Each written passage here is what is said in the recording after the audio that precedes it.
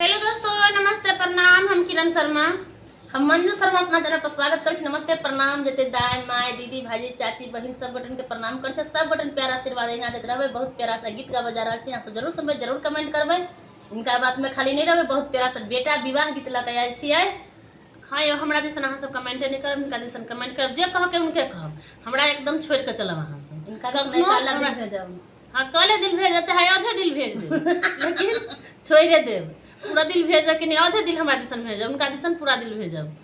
तो अहाँ सब जरूर हमरा सबके गीत सुनब और कमेंट करके जरूर बताए। बहुत प्यारा सा बेटा विवाह गीत है, हम सब फिर उससे गावे जा रहा छी। और अहाँ सब आनंद लिए, एकदम प्यारा से गाते सुन कर झूम जाओ और कमेंट करके जरूर बताओ। बहुत प्यारा सा बेटा विवाह गीत यहाँ से जरूर सुनबे।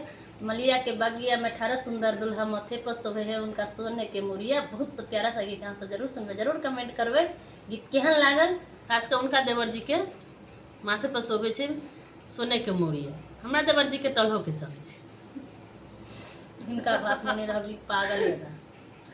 हाँ तो आवे दो कचना आधे दिल भेजब, इनका पूरा दिल भेज देवे।